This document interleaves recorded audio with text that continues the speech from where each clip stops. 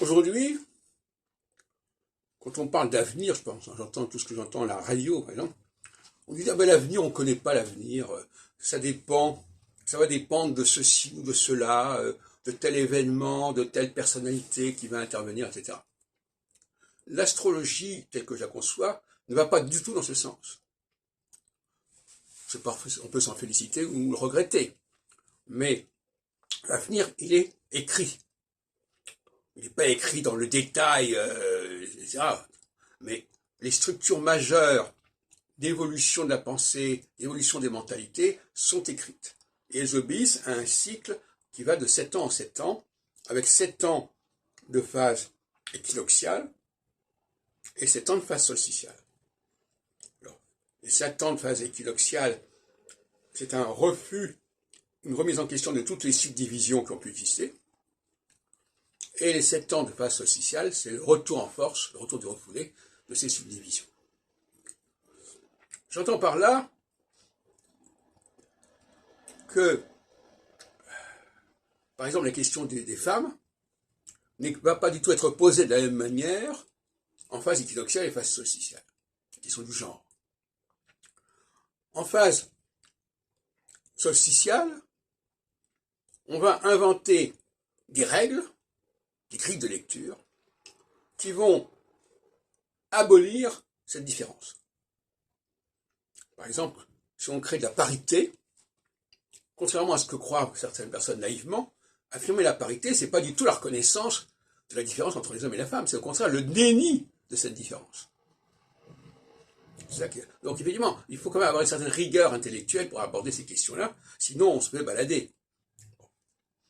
La phase solsticiale, justement, c'est celle où l'on peut construire par-dessus la réalité.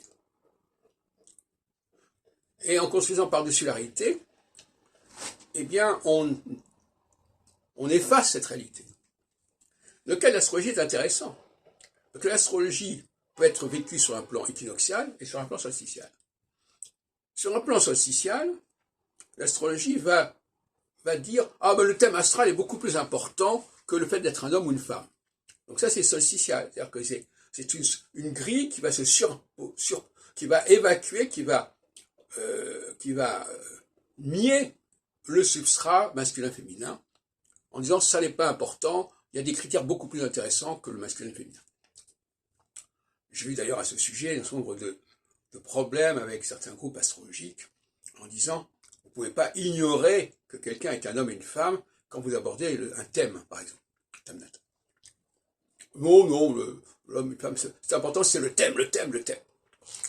Et donc, en phase solsticiale, on va mettre en place des lois qui vont supprimer les différences majeures religieuses, raciales, sexuelles.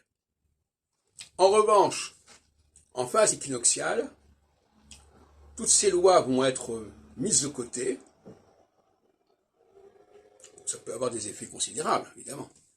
Quand on abolit des lois qui protégeaient certaines catégories de population et on dit que ces lois ne sont pas valables, comme ce qui s'est passé en 1940, ça va très loin. Mais en même temps, l'équinoxialité permet de retrouver une vérité fondamentale.